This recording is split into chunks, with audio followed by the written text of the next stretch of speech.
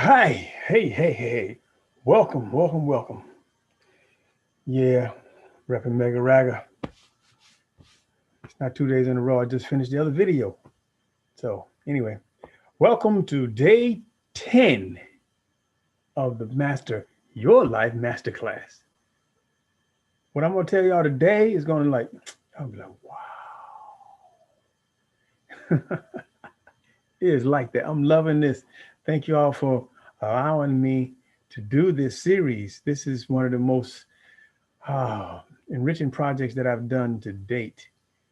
So share this with your friends, your families, your loved ones, your enemies. Share these videos, share this series. I may not keep it up more than a month after I've completed the series because I got more work to do, more information to share. I may leave it up depending upon what type of response I get and where the unfolding takes me. Because, as I said earlier, this is going to flow into other workshops and build into my certification series. What are the certifications? Glad you asked. Heart touch, which is a touch therapy that weaves several energy modalities together so it has exponential impact on the body of moving energy. And I'm talking about the spiritual body, the physical body, the emotional body, the mental, all of that full spectrum. It moves energy and it frees you up to be your optimal self. Reflexology, not fully developed yet, but coming down the pike. Acupressure for the hands, feet, and ears. It's going to get energy moving in a way that is so dynamic.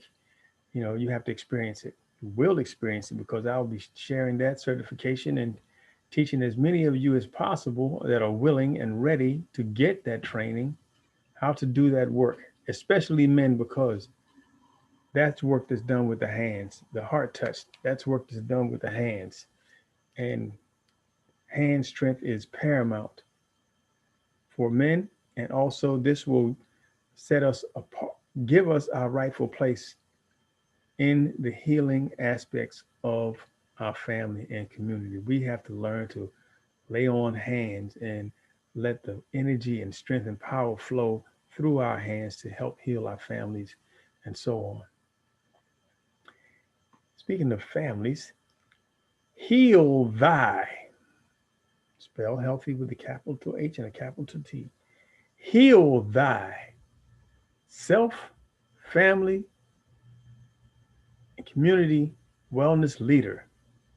That certification will roll a lot of what you're getting here and a lot more into a certification that will allow you to be that one oddball in the family that knows all about the human body and knows all about food, knows all about the natural.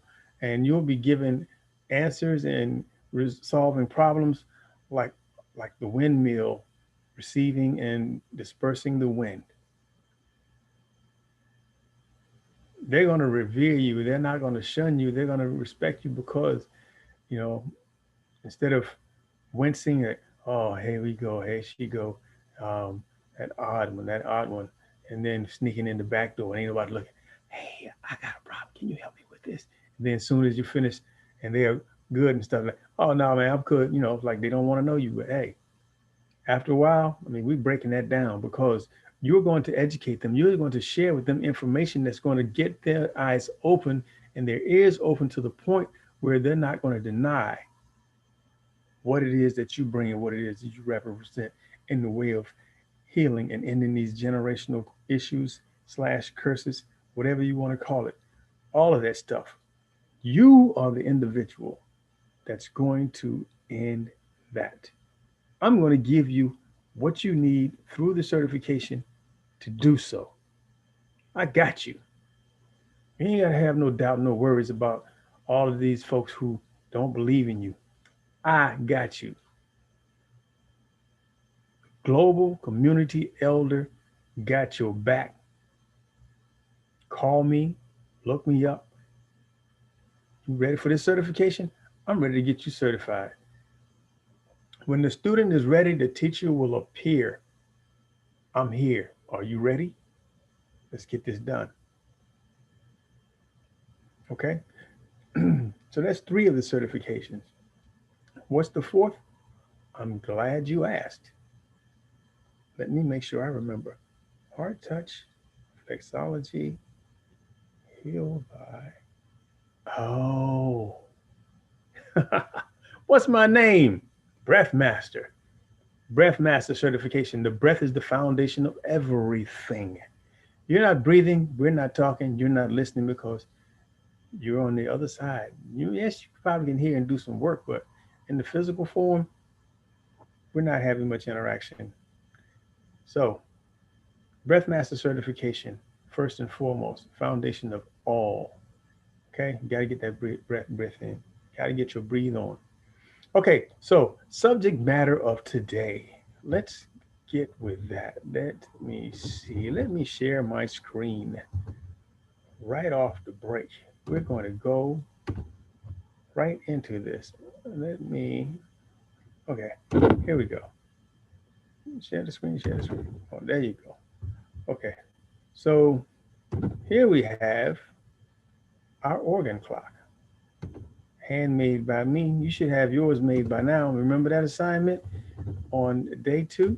Okay, we're talking about the small intestines because we've gone through the issues of the heart in that 11 a.m. to 1 p.m. time frame where we socialized, had lunch, enjoyed all our good company, and ate that good food, the nutrient-rich food with that fiber and all that stuff that's going to keep things moving and going and flowing. And y'all gotta keep it moving. You gotta keep it going. You gotta keep it flowing. Okay, so what about the small intestines? Small intestines. The small intestines are not so small, y'all. They're like 20 something feet long. That's long. That is long. Okay, so the small intestines, the time frame for the activity and the energy of the small intestines is 1 to 3 p.m. Bet you wondering how that correlates with the heart in that time frame of 11 to 1 p.m. What are we doing in that time frame between 11 and 1? We're having lunch. What happens after we have lunch? Our body processes what we put in it. So the small intestines, the stuff that you eat, begins to move into the small intestines in that 2-hour time frame. So if you ate lunch at 12,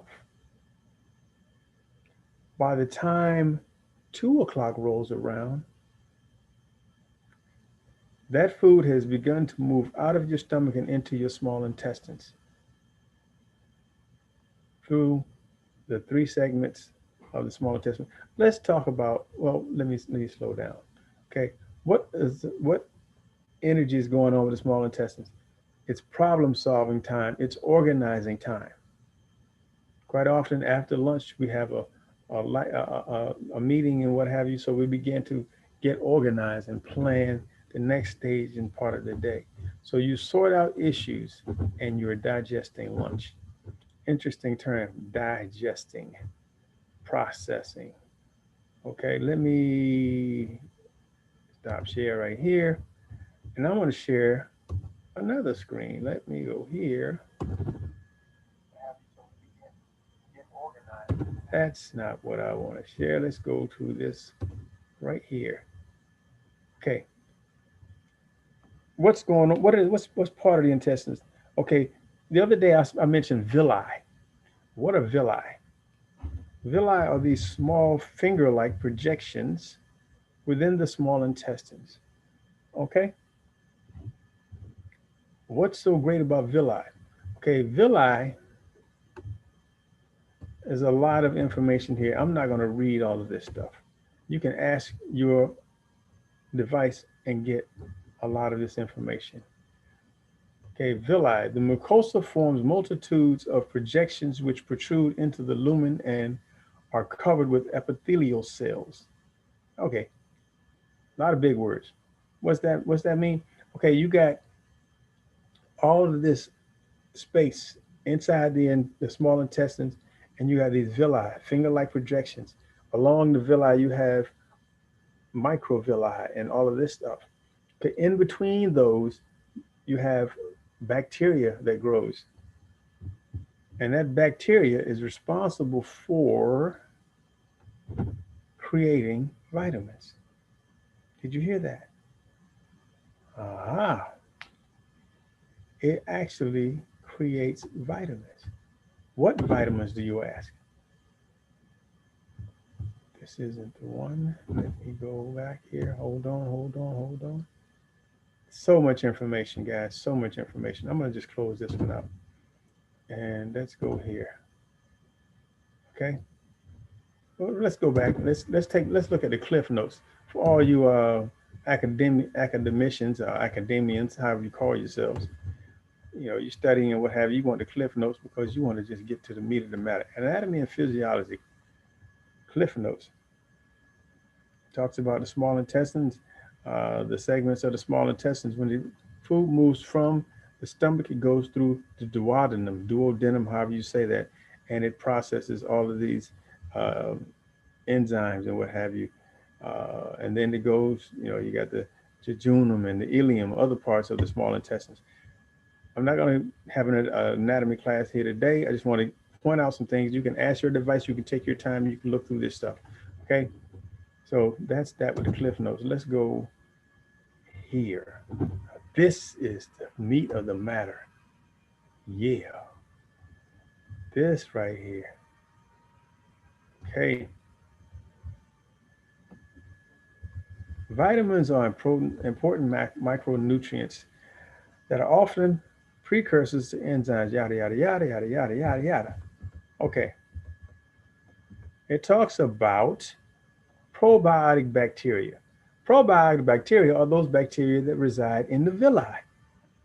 Okay, now think about it like this. All of these things are happening. These bacteria have their own life. They're processing things. They're receiving these nutrients and what have you, and they're digesting them, and they're things that they're putting out are, you know, vitamins and what have you that are good for our body. What happens when those things aren't able to produce because they're covered with plaque? Remember, I told you, we talked about plaque, plaque in the colon and all of this kind of stuff, and how that surface area, if that's covered, okay, you think about those villi. Now, if that surface area is covered with a slick sludge, they're not going to be able to do anything. They're not going to receive nutrients. They're, they're not going to receive all of those good enzymes and bacteria and stuff and food particles that feed them. So they're not going to produce anything. Instead of being all wonderful, moving and grooving and keeping things moving and going and flowing, they just shut down. They just cover it. It's slick, like pavement, like tar.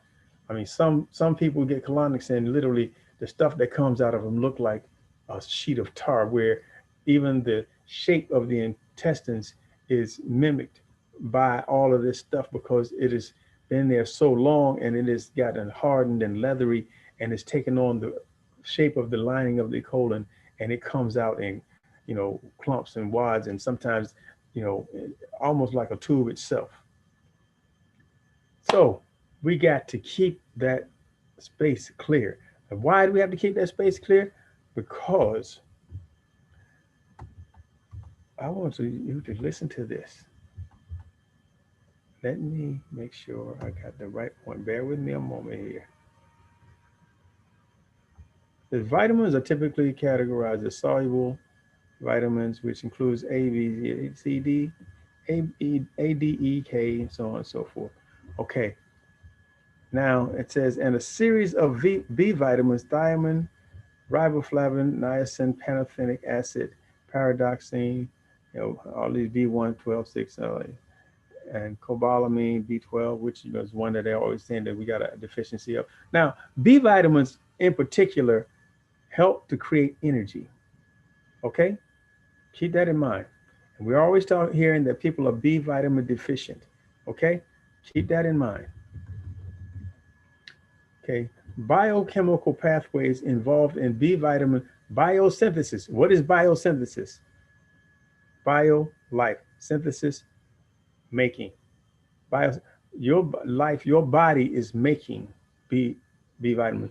Biosynthesis, made by a living something makes these things. So probiotics are part of the biosynthesis process that actually create B vitamins in the body. Now, let's backtrack a bit. Think about what I said about the villi being covered. Those bacteria are not being fed, they're not producing anything. So, if your body naturally makes us, I mean, if there's uh, bacteria in your body that naturally makes B vitamins and they are covered and they're not nourished, they don't get to do that. So you become what? B vitamin deficient. Oh my God. What are we doing to ourselves? The ability of particular microorganisms to produce B vitamins could support the expensive chemical production of these vitamins, could supplant. Let me read that again because I want to be clear. The ability of particular microorganisms to produce B vitamins could supplant the expensive chemical production of these vitamins to enrich foods to be improved for in situ fortification of fermented foods. Much research has been conducted in recent years to elucidate the biosynthetic pathways of these vitamins in a number of microorganisms. Okay, that's a lot. Let me stop sharing the screen and I'm going to talk a little bit about that. So, yeah, I'm excited. This is awesome. I love this stuff. So, B vitamins are made with the support of fermented foods. That's all I just said. If you eat fermented foods, your body's going to have the opportunity, provided that the surface level of the intestines is clear so that the nutrients are available for the villi and the microorganisms therein to produce those B vitamins. So you have to keep that clean in order for that to happen. And you need to eat fermented foods to feed those bacteria and those chemical processes. How do you do that? Because that's a lot. I got you. I got you. I got you. Simplify. Very, very, very, very simplified. I'm going to say one word: cabbage, cabbage, cabbage, cabbage, cabbage, cabbage, cabbage, cabbage, cabbage. Did I say cabbage? Cabbage. I made a whole video for my good friend Jorge over at the Fairfax Public Access television station back in 2011 or 12 when I first really immersed into this journey. May have been 13. Anyway, link will be up here. You can go and check that video out. And I'll give you a plethora of information about the power of cabbage.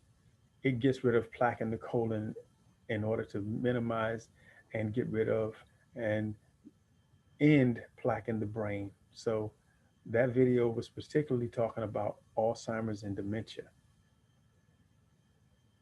And I talked about the fact that it allows the body to create those B vitamins in abundance. And I say B for brain, B for B vitamins create energy for the brain. So I'm going to be doing a workshop on cabbage salad and sour cabbage. We're familiar with the term sauerkraut, which is a German term that basically says sour cabbage. Sauerkraut is the German word for cabbage. So sour cabbage, very simple to make. Once you make the cabbage salad, you allow it to sit at room temperature and it ferments. Again, we'll have a workshop on that. So that video will be coming in days to come. And for now, you can go and check out the cabbage salad video that I have on my good buddy Jorge's channel, uh, Healthy You. I'm going to migrate that to my channel as well. So that's your phenomenal tip for today. Cabbage, cabbage, cabbage. Save your brain, save your gut, save your butt. You don't have to suffer. You do not have to suffer. You don't have to be constipated. That cabbage will go through and it will cleanse everything. That insoluble fiber, I'm going to talk about soluble versus insoluble fiber also. But let me just do that real quick. Insoluble fiber is that woody, pulpy like fiber that we get in our green leafy vegetables and other parts of the plant. It goes in like a brush and it just brushes the lining, the walls of everything in the digestive tract clean. Cleans it, cleans it, cleans it. Soluble fiber is that fiber that holds on to toxins. It basically acts similar to white blood cells in that it engulfs toxic material. And since it's soft and it's liquid, it moves through really nice and flows through smoothly so things can keep moving and going and flowing. Okay? I was going to stop, but I remember one thing. Our good ancestor, Dr. Sabi, said there's one disease, and that disease is mucus. I got a different interpretation. Mucus is the growing medium for disease because mucus is that thing that covers the villi and begins to build up and thicken and harden to plaque. Getting rid of that mucus will allow for you to be optimally healthy. Cabbage will do that. So, a lot to know, a lot to learn, a lot to do, and we're going to keep it moving, going, and flowing. Ah, Breathmaster A here, your global community elder, signing off and saying thank you for allowing me your heart space, your head space, your ears, and your eyes to share this information with humility and grace. I look forward to seeing you on day 12 and beyond. Be kind to yourself. Take care of your body. It is yours, your responsibility. Let's get this done. Peace out.